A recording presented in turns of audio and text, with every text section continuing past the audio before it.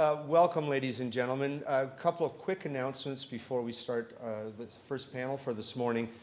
Shelley has asked me to remind you that for the silent auction, or the tables that are, the items that are on the table, cash, always good, check, and credit card, yes? I'd also like to make a pitch when you have the time at a break or at lunchtime, is directly behind me is Centennial College's gallery, and there is a fabulous exhibition on in there right now by an artist who is a recent grad of the Fine Arts Studio program. Her name is Jean Fode, and it's quite timely. It has a lot to do with dislocation of peoples, think Syria, but think anybody else who's been displaced from a war-torn or economic migrant, and it's deceptively disarming. So I encourage you to take a look when you have a chance. My name is David McClyment, and you didn't come here to hear me. I've been asked to be the moderator to stop these three lovely people from getting into a bun fight, and I think I can probably manage that. I am the coordinator of the Fine Arts Studio program here at Centennial College, and you are sitting in my living room. So I want you to play nice. And I would also say, just by way of congratulations to Jane and her team, the studios, these are two studios that have been opened up where painting, ceramics, drawing, setting things on fire, whatever goes on in the Fine Arts Studio program happens. And our slogan is well-deserved. It's get your hands dirty. And this is as clean as this place has ever looked. So congratulations. And just by way of the get your hands dirty thing, our rule is, folks, that a friend doesn't let another friend leave these rooms with stuff on their face. So, you know, check each other. Yeah, so I'm an artist, a visual artist, currently the coordinator of the Fine Arts Studio program, but in terms of my relevance to this event this morning, I worked for 20 years as the Senior Project Officer for Visual Arts Ontario, so I'm well acquainted with the wherefores and whys of arts management. And I guess as a visual artist team, my tribe, the visual arts tribe, is notorious for being atavistic, self-centered, and jealously individualistic. We're notorious for not playing nice, not even with each other, but with other groups. Like you think of collaborative projects or group work in the fine arts, and you think bloodbath. And having said that, and I know that's our reputation, I would have to say, folks, that some of the most exciting creative projects that I've been involved, first of all as a creative artist and also as an arts management administrator, has been through collaboration. So it is a very important process. A little more prickly, perhaps, in the visual arts disciplines than in theater or music, but that's not for me to go on about. I'll leave that to our speakers to address. So this morning's panel, the dynamic of pros and cons of partnerships and co-productions. We have, and I think a lot of you will recognize the people here at the front, we have three representatives of three levels of government, all experienced in facilitating partnerships as part of their job description, and as I read their bios, they also have it as part of their individual creative soul. So they come by their experience and their expertise to be here at the front of the room quite naturally. And what I'm going to do is I'll briefly introduce you to them. I'm going to ask them to introduce themselves. I think in terms of process, we've already figured out a speaking order. We'll let each speaker say what they would like. I would ask you folks to maybe respond to each other, and then we'll turn it open to the floor, because I think the most important dynamic will be the give and take from answers from the floor. So sitting immediately to my left, Chris Rosati. Chris, wave. Yep. He's from the Regional Services Branch of the province. Sitting next to him is Noora Sagarwala, Touring and Audience Development Officer from the Ontario Arts Council. And at the far end, last but not least, Timea Wharton-Suri, who's the Program Officer of Dance in Literary Arts from the Toronto Arts Council.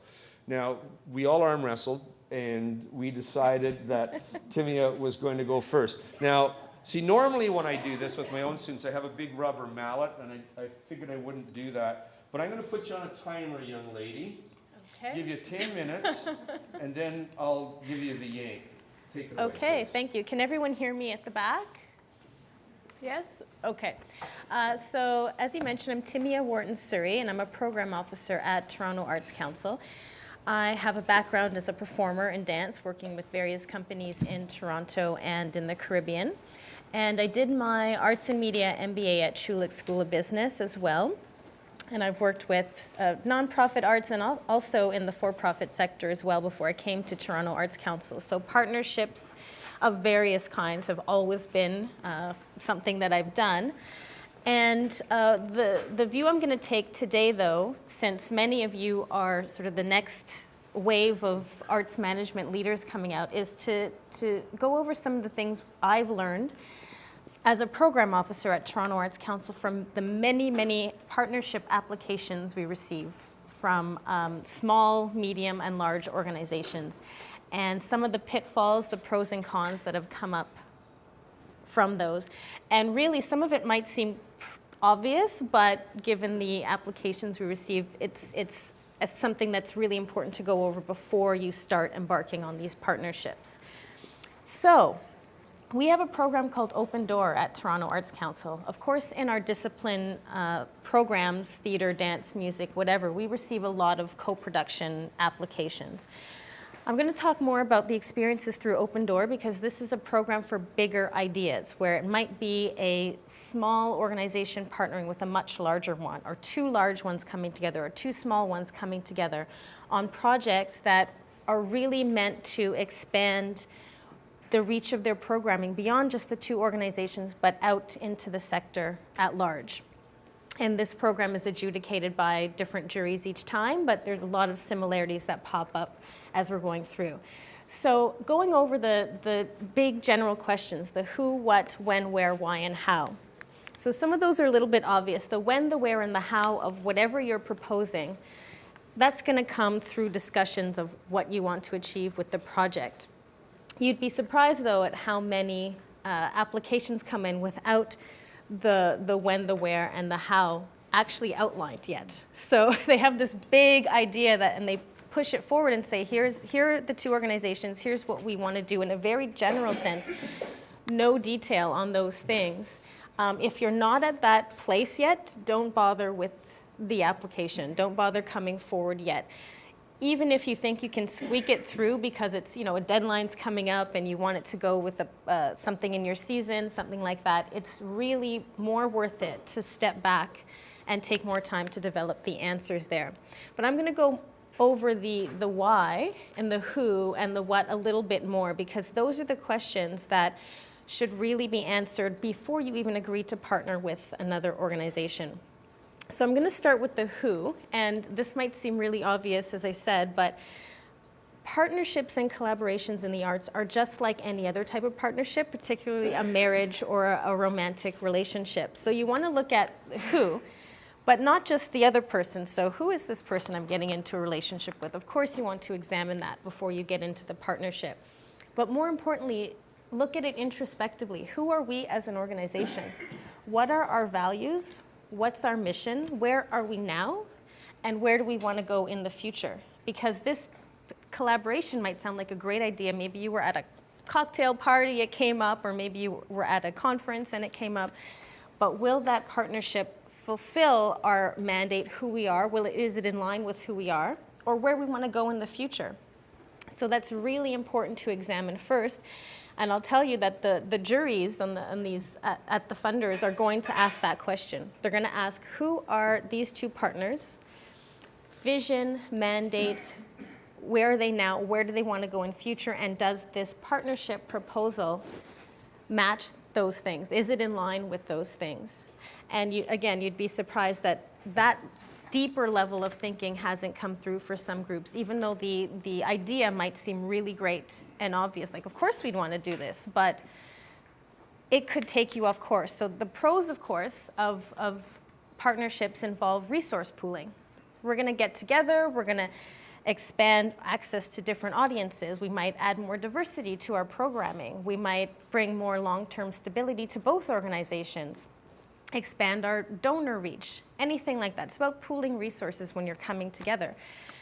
But when you pool resources, of course, different things can happen. And just like in a relationship, you can be pulled way off course from your mandate or your vision, depending on the size or impact of the project. So it might be a great thing to do as a one-off, but your supporters, your donors, maybe even the funders, your audience members might start to question how this fit in with your mandate and where you're going.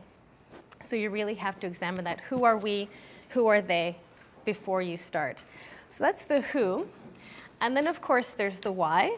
Again, might seem obvious. We want to expand. We want to reach new audiences. We want to bring in more diverse programming, whatever it is. That, again, is the more of the surface level. But go a bit deeper, because you want to ask your organization, yourselves, why do we really want to partner here beyond this one project? It might be a great idea to expand our base, but is this the right organization to partner with to expand it? Really go into the whys for yourselves and then for your partner as well. Because the partner organization might have a very different idea. I'm going to give an example of this a bit later toward the end of my 10 minutes before I get belled. But it's coming. But you really want to examine that on a much deeper level. Besides the obvious, we'll have more resources if we do this, because you need to question your motives and theirs as well. And again, the assessment juries and the funders are going to do the very same thing, so you may as well do it first. And then again, you go through those other questions of the when, the where, and the how, and that's all great. And you've decided who you are and where you want to go, and why you're doing this. But then there's the what. What, meaning what are you bringing to the table? It's wonderful if we're getting into a relationship and I say, oh, Noora, what are you going to do for me? But what am I going to do for Noora? What am I bringing to the table?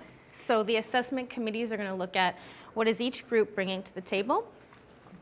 Is it an equal partnership? And just like in a romantic relationship, it's okay if one group, let's say, brings more financial resources and the other brings more, let's say, they're doing more of the groundwork, they have a larger network, they have access to a different audience. That's fine, but just like with a romantic partnership, you have to discuss that beforehand and make sure both parties are okay with that. Because let's say one party's bringing in financial resources. A con to this partnership would be, what if their funding gets cut? What if they had a weak season, lost audience members? Then have you discussed what's going to happen with your partnership? Is the other group going to try to bring in more resources? What are your contingency plans? So it all leads to that sort of thinking when you start with what are we bringing to the table? What is the other group bringing to the table? When they can't bring it, or if they can't bring it, can this still go forward? And again, the funders are going to look for those strong contingency plans, and that each group is benefiting. Not one group, the bigger group may be having this big advantage and the smaller group just saying, yay, I'm excited just to be able to work with this larger group. But that smaller group really has to be able to benefit as well. And funders, even other supporters, you may have your board members, others are going to ask these questions. So really important to ask them before you even agree to get into this partnership. We see a lot from the funder side where they've agreed to do it and then they start thinking of these things afterward because it sounded like such a great creative idea. But you really need to do it before you agree to that partnership or that marriage. Do I have a couple of minutes left? 1 minute. Okay, so I'll try to go for a quick example. There could be, let's say, a large art gallery that is putting in a proposal to partner with a very grassroots theater organization that focuses on LGBTQ social issues. And I'll be really fast. I didn't hear it at all. And they're going to partner on some performance art exhibitions. And this gallery, for instance, hasn't ever done live art before, hasn't presented live art before. And this small grassroots theater organization has never worked in such a large space with a lot of audience members. So it might sound like, what a great thing. You know, the gallery can increase its maybe younger audience members, more diverse audience members, get its programming sort of out of a rut. But if this, let's say this art gallery has a very conservative, older donor base that might start to question, well, what are their values and goals here? Is this in line with what I want to support? The gallery will have to think about that. The smaller grassroots organization might sound like a great opportunity. I have access to space, and they have a marketing machine, and they'll do all this stuff. But if you're a grassroots organization, your supporters might start to question, is this in line with their values? Partnering with this big, sort of, older, maybe dinosaur organization. It looks like a dinosaur to that group. But they might start to question your values as well. And that's okay. You're not going to please everybody, but you have to think of all of those things before you just jump into bed together. Thank you. You're welcome, yeah. Do you want to comment at all on what Timea just said? Or just go for it?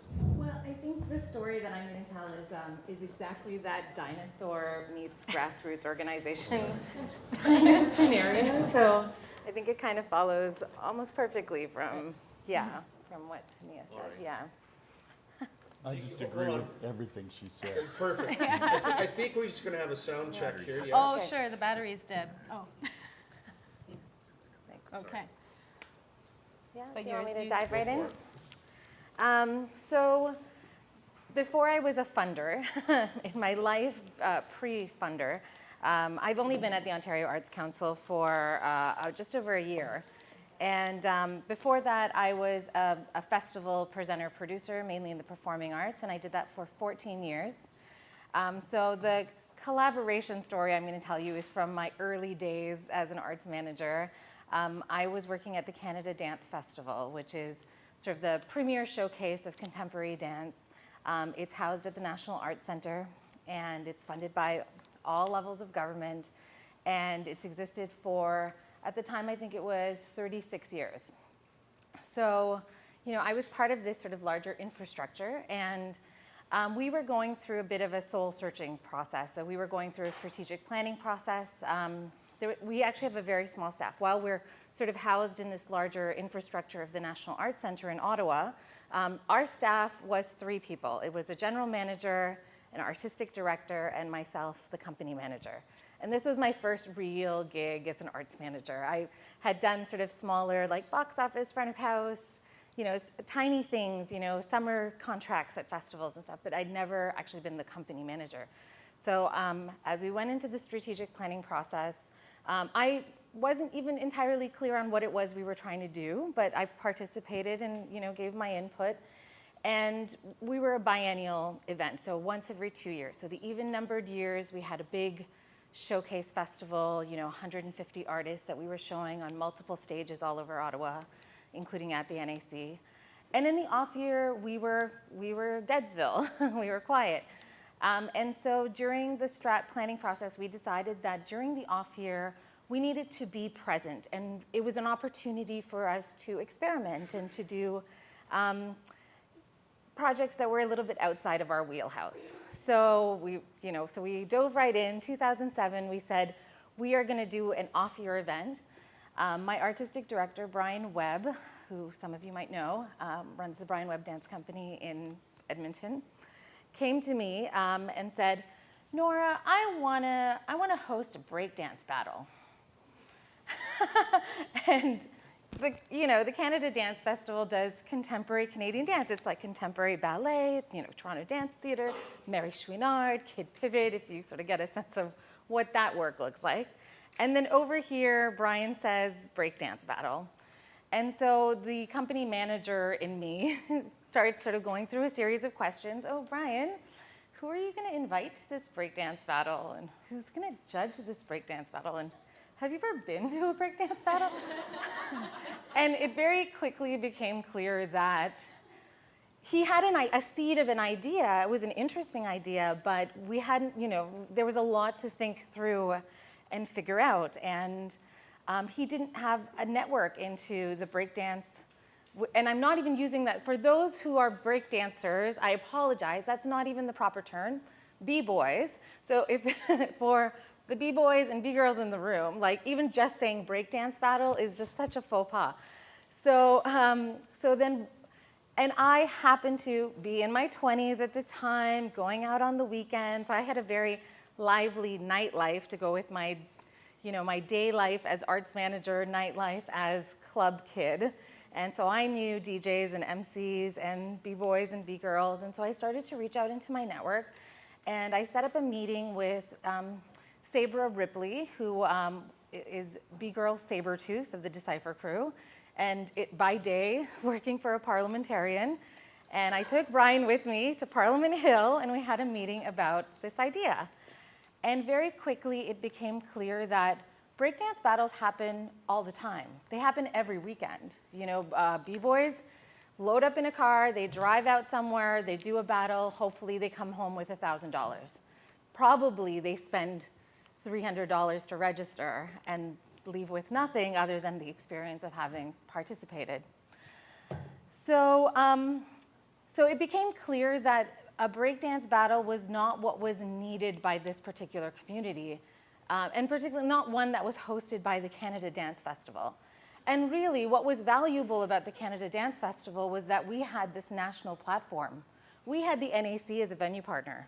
We had support from various levels of government, so we were recognized. We were part of that mainstream dance community that was supported by public policy, by audiences. And so we had an opportunity to take what was really a marginalized dance form and to provide it that national platform. And so we decided instead, and this was this was the first conversation, but there were sort of a series of conversations afterwards, where this idea evolved into kind of a B-boy convergence or a summit. So we were going to get B-boys and B-girls from across the country together, and we were going to put them together for 5 days of knowledge panels, workshops. They were going to learn from each other. They were going to teach kids in the community, and they were going to perform on the NAC stages. And on the last day, they were going to battle. So it was sort of this huge love fest leading to the battle. And the battle, we partnered with a group called House of Paint, which is this outdoor festival in Ottawa, which is all about graffiti and sort of 4 elements. So it evolved over time, but it didn't evolve on its own. So Brian and Ellen are at the time they were in their 50s, and they, very much outside of this subculture. I was the, 20-some-odd year, woman of color who was clubbing at night. So I was I think the obvious pick to sort of go into the community. And I was actively seeking out clubs where breakdancing was happening, b-boying was happening. I was watching videos. I was trying to become a bit of a sponge and absorb as much as I could. And whenever I would meet b-boys, I would give them my card and tell them our plans. And they would look at me in a very skeptical kind of way, like, so you want to give this event to us? And you have nothing to do with this event. This is a very top-down kind of model. And so very quickly it became clear that in order to do this authentically, we needed real b-boys and real b-girls buying into this idea and shaping this idea. And so I became connected with the Canadian Floor Masters, which is the oldest b-boy crew in Canada. And they also have a 50-year-old man at the top of that crew. His name is Buddha. And so we brought Buddha in, and Crazy Smooth, who you might know, now runs a company called B-Boyism. Crazy Smooth and Benjamin and Lil Bear, and they all have real names too, but they have B-boy, B-girl names. And we brought them in, and we set up an advisory committee, and we worked with them over a series of months to sort of shape this idea. And there was a lot of skepticism at first, where they were like, you're just using us for the commercial appeal of b-boying, because that's what people often do, right? You throw a bit of b-boying in a music video and you make it cool, right? Make something that's not cool, make this dinosaur that's not cool, cool. And that wasn't our intention. And so it took a long time to convince them of that, to build trust. It was set up as an advisory committee, though. So Brian, the artistic director, always had the final say on anything. And so there were a number of sort of contentious issues that cropped up, around who was the headliner of this event. Brian went with Rubber Band Dance from Montreal, and they combined b-boying with contemporary dance. And Brian saw that as a bridging piece between our festival and Hip Hop 360, which is what it ended up being called. But Buddha was horrified by this. Buddha is all about foundation, right? It's about like the original OGs, the real authentic b-boying, and you're taking this thing that's this watered down form of b-boying and then making it the headliner. And that was a huge issue that exploded in many different ways. There was also, even something like the logo or the name of the event, or what scope of dance are we looking at? Is it just b-boying, or is it going to include locking and house and whacking? And you're sort of opening yourself up to we didn't even so going in, we didn't know that that's what we were contending with. And so all of these issues were raised as we went along, and we would have to make choices together, collectively, to shape this event. On our side, we were the infrastructure. So I was doing all of the logistics. So I reached out to all the b-boy crews that were selected, and I would call them up and try to explain the event to them, and I would tell them, yeah, you're going to do this, you're going to do workshops, you're going to do panels, and the fee is, I'll make up a number now, like $3,000. And the crew would be like, we can't afford that. And I would be like, no, we're paying you this fee. Because in their world, you pay to play. And in our world, we pay professional artists to perform. And we were like, no, we'll travel you out here. We will put you up in a hotel, and we will pay you a fee. And they were like, oh, yeah, no, we're there. So, yeah. So, well, it was just a totally different paradigm. So, I think what I'm trying to say, the event was a huge success. 67% of people who attended the event had never heard of the Canada Dance Festival before. 37% had never been to the National Arts Centre before.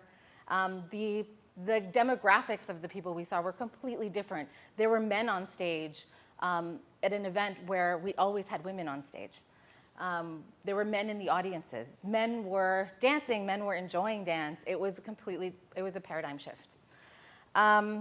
So I would say the lessons learned, I think, around collaboration with this particular project is, or what I've learned is, collaboration is about relationships. So all those pitfalls, when we talk about pros and cons, the pitfalls of relationships exist in collaboration. People can let you down. People can become disengaged. People can get frustrated with the process or feel powerless. If you're in a decision-making process that goes forever and there's sort of death by committee, you will lose people. So if you want to make them feel empowered, you want to make them feel engaged, you want to, and I'm going to say one more minute. 30 seconds. You don't want to rush into the process with a fixed idea of what it's going to look like, because then you don't allow for the benefits of collaboration to really come through. If we had done that, this would have just been a b-boy battle, and it wouldn't have been this much richer event that it eventually became. You have to become comfortable with the unknown then, because you're not controlling everything. You have to allow for emergence. But at the same time, you need to come to some kind of shared understanding, because the rules of team dynamics are also at play. So you're bringing resources to the table, but you also have to have a shared goal. And you all have to have a clear idea of what that is. And managing expectations can be done in part through contracting, but a lot of it is sort of determined in the room through a process of team dynamics. So I guess I'll leave it at that.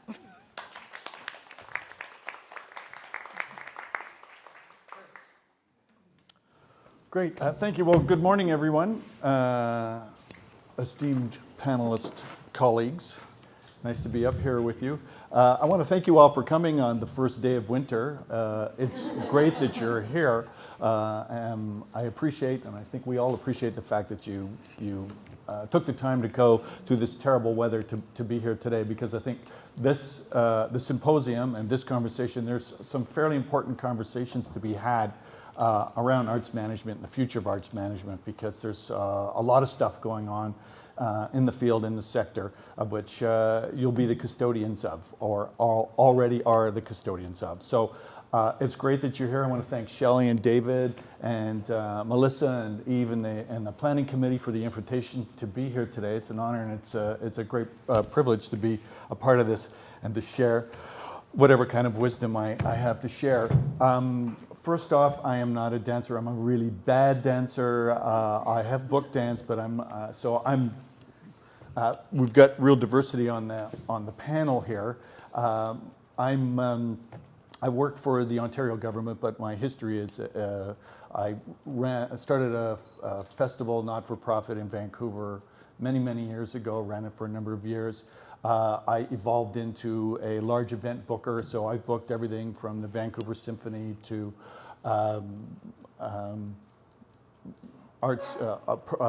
performance arts groups from Australia, to buskers from Britain and Spain, to April Wine, Dance Brazil. So I've booked visual arts exhibitions. I booked everything, and along the way have been involved in all manner of partnerships and collaborations. I'm coming from this morning from that as my context.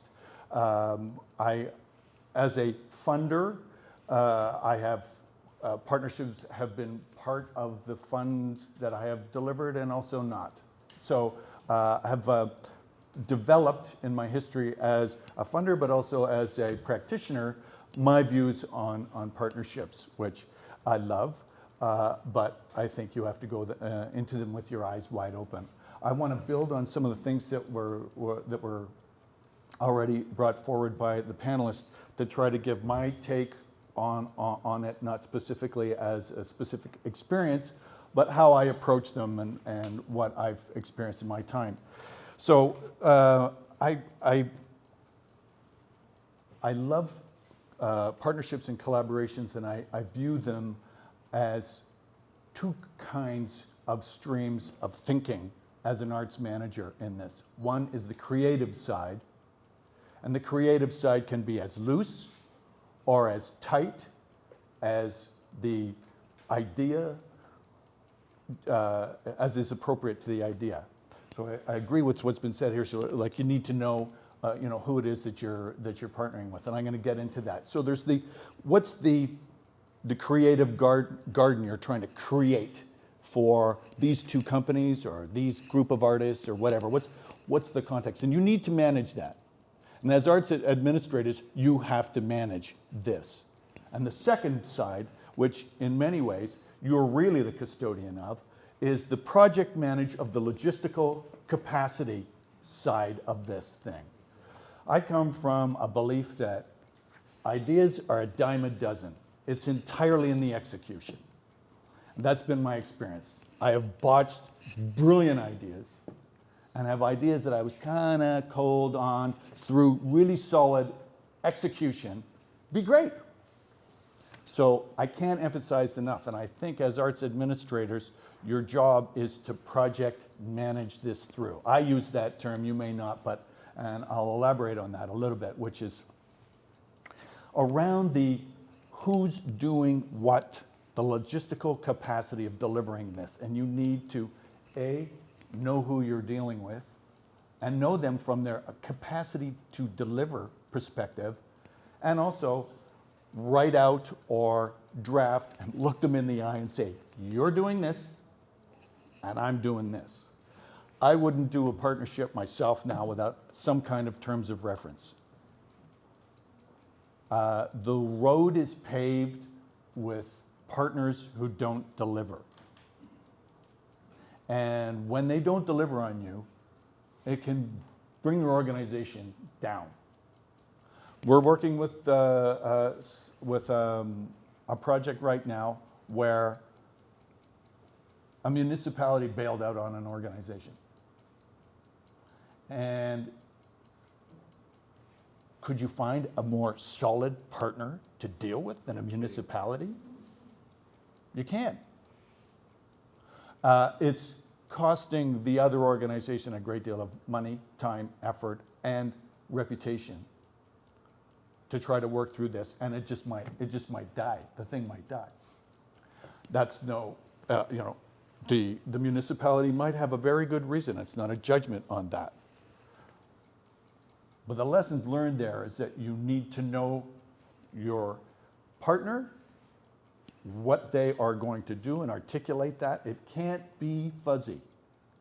It needs to be tight. And that's why I use the term project manage it. Draft it, look them in the eye and say, you do this by Thursday, I do this. Or this is how we're going to do this. And the second stream of the creative collaboration should be referenced in that. So how are you going to create collaboratively? Because you're the representative of your organization, as I understand, or at least that's, I understand that you are arts administrators more and less about practitioners. But even if you are, as a practitioner, if you're a visual artist or you're in a dance company, I think it behooves you, and I really wanted to use that word because it's so elevated. Seems so It management. behooves you to We're going live. Eh? yeah, we are, yes, yeah, great. It behooves you to have a real clear understanding of what each partner is doing. And the terms and reference can be as simple or as elaborate as you think is going to give you comfort in going forward, and one that gives your partner comfort.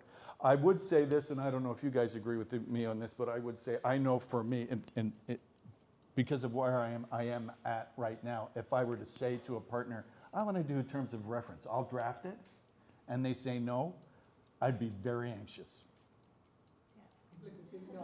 Yeah. I would, Anxious as in you wouldn't go forward with it.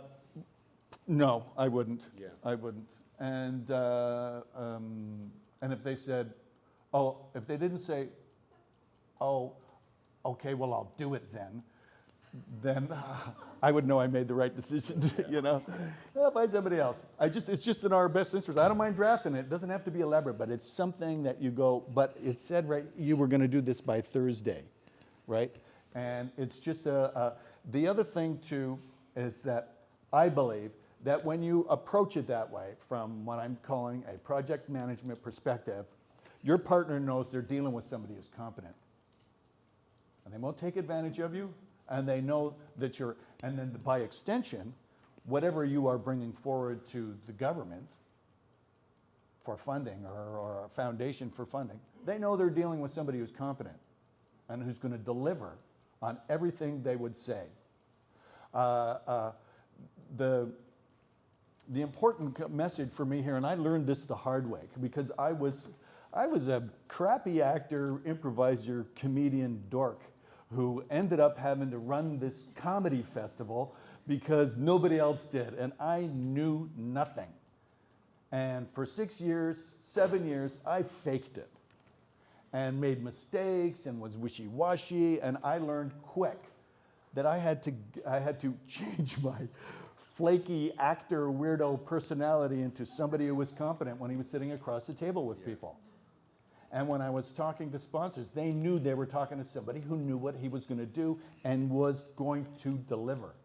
And if you can take care of that project management side, the vagaries of creativity can flow. And you're doing yourself and the artists that you're working the best favor to take care of all the logistics and the capacity so that you create a garden for them to go crazy, right? If you're dealing with all the other stuff over here, then you have a little extra time to devote to the vagaries of creation. And visual artists have lots of experience with visual artists, and they're lateral thinkers. And today's idea is, polite word. yeah, God bless them. And you're right. But you want to create a garden for them to be themselves. And today's idea may be tomorrow's, I don't like that, I'm going to do something. And change 12 different times. But if you've got the other side, the logistics together, then that can flourish and it won't derail you.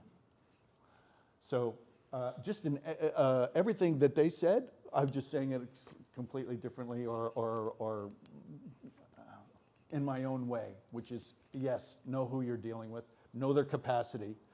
So there's the creative stream. What is their vision? What is their mandate? Who is their audience? That's all part of the creative stuff. And then the second part of it is, what's their surplus ratio? What is the capacity of this organization? What is their history with partnerships? And a good organization that you're going to partner with should be forthcoming with that. You don't have to go into their books, but you need to get your own level of comfort that they have the capacity to do what they say they're going to do, and they have a history of doing that. And if they don't offer that up or don't give you that comfort, then think twice about whether you're going to partner with them, because you're going to run into trouble, or you potentially could. You're about to get billed. I'm about to get belled. I really don't have anything else to say other than it's lovely to be here Thank you, with Chris. you all. Thank you. Thank you. So, ladies and gentlemen, this is the most important part I've always found with any kind of panel discussion is for you to ask questions of the panel. But before we even get to that, do you guys want to ask each other questions or comments? Comments, I think, yeah, I Please. agree with everything that was said, and in Noora's example, if they had come to a funder early on in the process, they likely would have been rejected because they hadn't yet worked through all of those issues of who's in power here, who owns the work once it's done. Is a one-time festival something that is, what's the change that's going to come from that? Do they want to invest working with the B-Boy crew on a long-term basis? Like, all these questions would come up. So if they come to a funder too early or to a foundation or whomever, probably would have been rejected. But later on, obviously, in having a Noora on your side, you get someone trying to work out all those questions and answers and project manage. And then it becomes something that looks more viable to those on the outside. Because if those on the outside can't find the answers to those questions in your proposal, it's likely that one or both partners don't have the answers yet either. Awesome point. Ownership of what's created Yeah. is fundamental and should be sorted out very early in the process. That's a huge issue that people run into trouble with all the time. So do yourself a favor and sort that out early in the process. Who owns what? Could I ask you all a question, and then I'll shut up? There's two parts to this. Do you have comments about the notion of small steps first? Like in terms of, say somebody's new to the collaborative process. Do you come up with a massive, epic project, or you do something smaller or manageable, or is that not even a relevant question? And the second thing I'd ask about partnerships, we're talking about it as if they're equal partners. Now, invariably, there's dominant and minor partners. Can you comment on either of those aspects? Yeah, with your second question about the more dominant partner, that comes up a lot, actually, and that's where the issues of ownership get Yes. mentioned. The issues of, or the questions around who's benefiting the most. It's fine, again, nothing's going to be perfectly equal. One group might benefit more than the other, but both have to be benefiting. It might look like, oh, the larger organization is doing all this work. They've got the networks, they've got the marketing capacity, they've got all of this going on, and the smaller group is just coming in to do their artistic work. But very often the smaller group can end up being drained. Exactly. They're really doing all the work because a larger organization says, well, you're going to benefit from our space. If you want to do this, that's fine, we'll do it, but you do all this, that, and the other. That sort of But- goes back to what Chris was saying, though, about Yeah. fundamentally what could be an exploitive situation when you're Right. saying you get your terms of reference, Yeah. so that you understand what everybody's role is. But it is important to know that, most partnerships won't be won't be perfectly equal, but whether you're on the side of the larger or the smaller, you have to make sure that you're getting what you need and that you can deliver and that they will deliver as well. So those terms of reference are really important there. I just want to say, that, my view on that is that regardless of your size of your budget or the work or the profile of your organization, you are an equal player in this, even no matter what you're a player and you're a competent organization that's in there, and you are going to take care of your organization in this relationship. So another way of putting that is do not be passive in your relationship. Be active, be proactive, and be professional, regardless of who does what, and the size or the profile of your organization that you're partnering with. You're not a second banana, or don't ever consider yourself a second banana. Yeah, sorry, yeah. I do. I'd like to really know, you've talked about individual experiences, you've talked quite a bit about, Toronto Arts Council and your perspective on how you might view. Where does the board come into it? And do you need a lawyer? Because you're now getting into copyright issues and all that other stuff. Yeah, I wanted to ask this question too, Yeah. because you're talking about executive director to executive director at some artistic point. director and, Yeah, where does the board come in?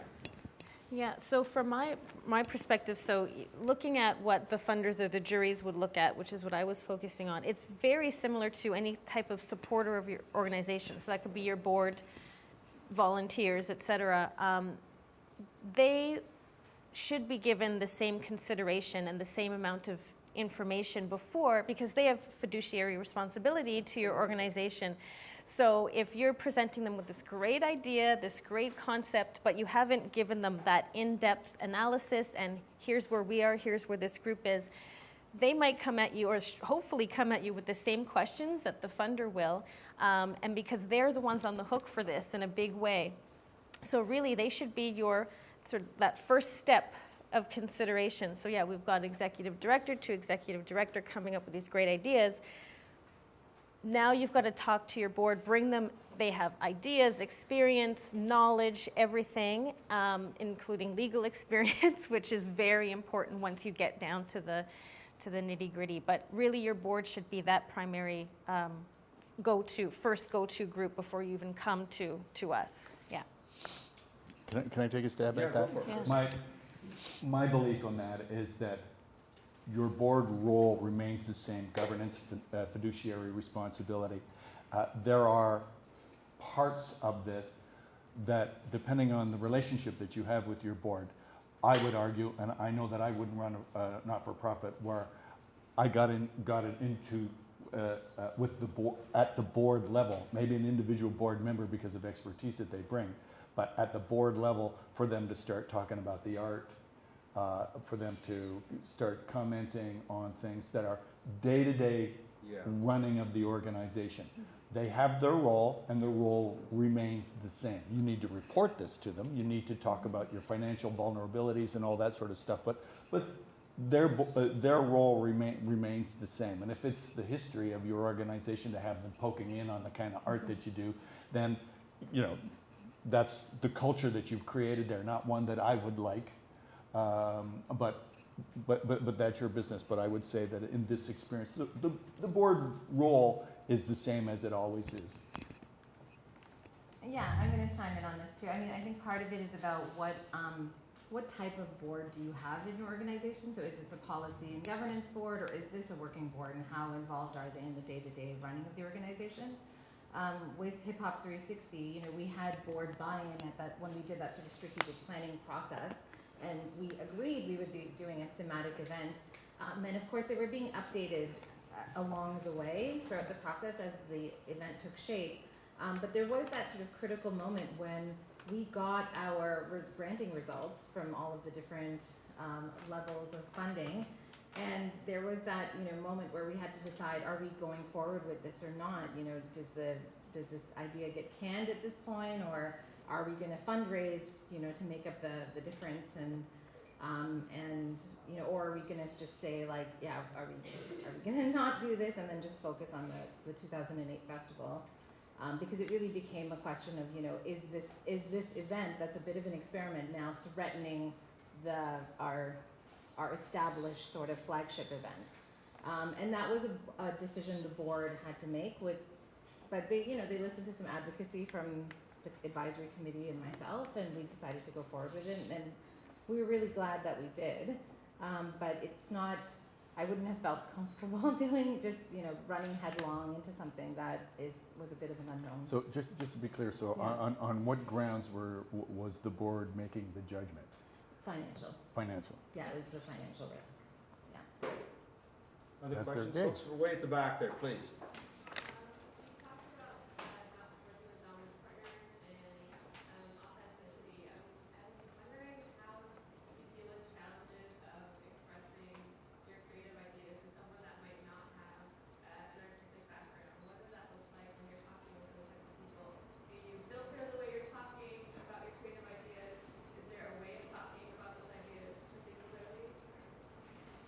Did you guys all hear that? Yeah. Mm-hmm. Yeah. So I think having a shared vocabulary is really valuable. Yeah. I spent a lot of time researching b-boying before sort of making these, like starting these relationships, so that I would have some kind of baseline from which to speak, you know, to these artists. I think also when you're talking to funders though, you have to think about sort of the language that funders are using. So it's, you know, and as the touring officer, I often get applications where they're like, oh yeah, we want to build our fan base. And I'm like, no, we're talking about audience development. So just reframing things. Yeah, we're going to have this party. It's like, well, actually that's a performance, right? Yeah. And then, yeah, you know, we're just going to have, you know, we're going to talk to people after the show. And it's like, actually, that's engagement, right? Yeah. You with me? Yeah. So partly it's, you know, you're saying the right things. It's just about maybe understanding the vocabulary that's being used in a specific context. Yeah, agreed. Very strongly agreed, yeah. I'll just add to that. You really need to know who you're talking to and what it is they're trying to hear, and what's the context of your conversation. So, like if you're talking to the funders, you need to make it your business to know what they want to hear. And if you don't, because sometimes you can't divine these things, you need to find that out. And then address whatever it is that you understand at an eyeball to eyeball level they're looking for, and then confirm that with them. Have you got it? Is that making sense to you? Am I? So you can confirm that the message that you're trying to get through to them has gotten through. Chris, Yeah. that was a point I was going to ask you about, and I'm glad that you brought it up. So let's just step back from that. So all the people in the room looking at three different levels of funding here, could someone call you up and say, hi, I'm not sure that I'm ready to go forward with this, but I really need to talk around it. Yes. Will you do that for people? Absolutely, yeah, and it happens all the time, so don't feel shy about doing so, because as was mentioned, that your audience is going to change for when you're trying to pitch this idea. So to the funders, call them up, see if you have an officer or someone who will, you can talk to them about your idea. They will give you feedback, just as Noora said, about reframing some of the words you're using for your application. If you're going to be presenting to your board, it might be, again, a financial situation where they don't care about this sort of deep artistic intervention, or you don't necessarily want to talk to them about it, but give them more of a general overview, so your language there would be different. But definitely when it comes to funders, you can talk to us about that. Say, here's my idea.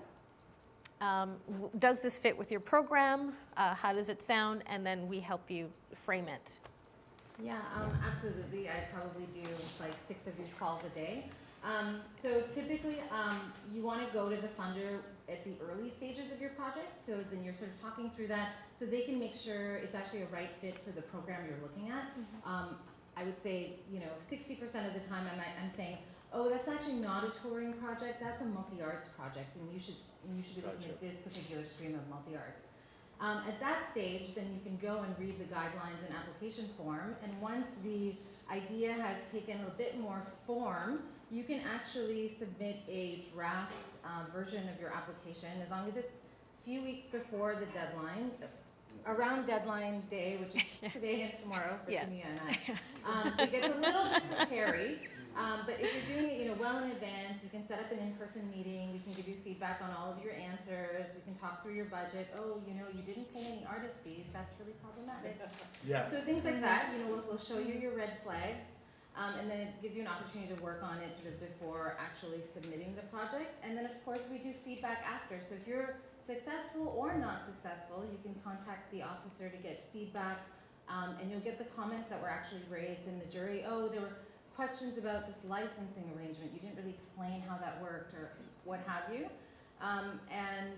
I feel that, the officers are a resource to you that can be used, and I think the people who use them regularly are the ones that tend to improve their applications the most and will eventually be successful in the program. Noora, the corollary to what you're saying then is, are you suggesting that, say somebody goes forward, does this, and ultimately they're not accepted? Given feedback and such, would you encourage them to make the adjustments? Could they apply the next year with a similar project but tweaked? Yeah, absolutely. Yes. Sometimes Alright. they can apply at the next deadline. With the very same project. Same Yeah. project with some tweaks. Yeah. Especially with a bigger, sorry to cut you off, but even with a bigger grant program like Open Door, I mean, these are very large grants.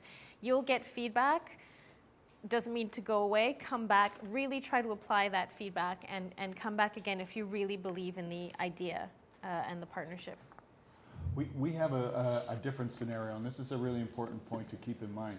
So I'm with the ministry, and we do project funding. So we're not like the arts councils where they are about creation and dissemination of arts, but we're around sector development and organizational development. So each pocket of money or envelope of money, each program has a specific objective for it.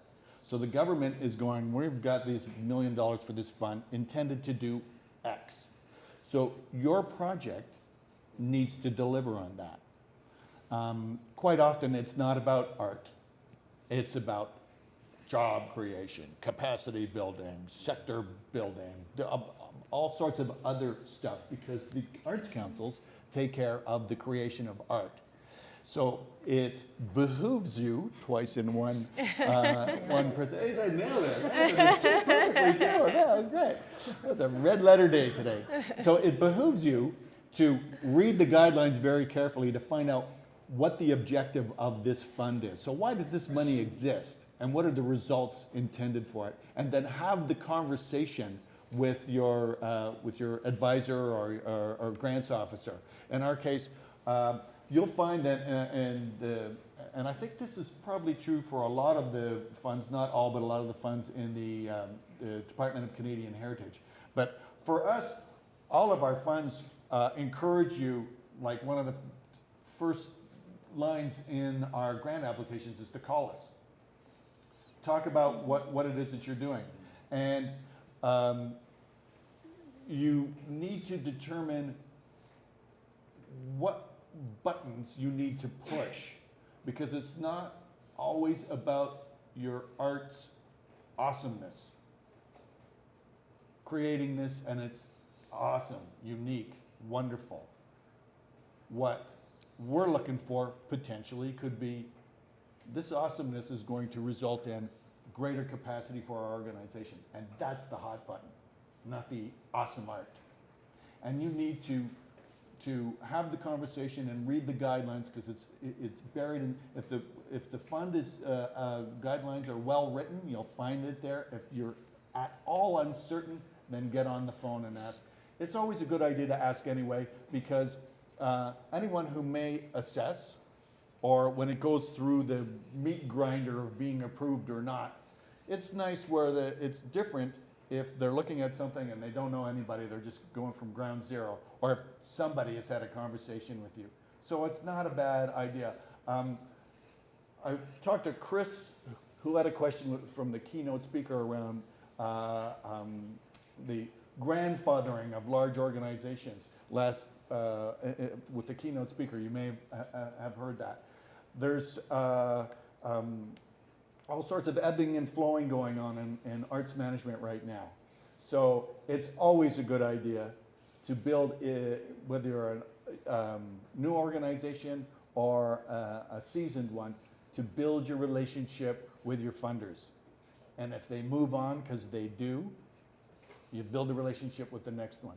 And it's your personal relationship and also your organization's relationship. Both of those have to be front and center, so that if you walk off and the organization is left floundering and they don't know who's at it. So it's you as a professional, but also your organization. And I'm going to follow up on that. So while he's really interested in sort of the outcomes, I'm really interested in the art because we are the Arts Council. So just be wary of while there's the temptation to do a lot of cut and pasting from grant application to grant application, make sure that you're still answering the question. So what tends to happen is there are, for example, my presenters program, those presenters also apply to Canadian Heritage. So then I will get a whole bunch of stats around audience numbers and demographics and stuff, but the question was never asked, you know, or that's one small, so we judge on artistic merit, impact, and viability. And so that covers maybe the impact piece, but what I often find is the art questions are never answered. Who are you programming and why? What is your curatorial vision? These questions don't get answered. They tell me about, you know, their venue, and they don't tell me about who's curating and why. So it's the same sort of idea of like, look at the guidelines. What is the priority of the funder, and make sure and resist the temptation to do too much cutting and pasting. Just answer the question. That was always my job, you know, was to go through the applications and yellow mark all the key buzzwords and different applications, different buzzwords, and those buzzwords became headers, right? That Yeah. have to Smart respond way to do it. You need to get underneath the program that you're applying to. You have to take the time to understand what this thing is intended to yield.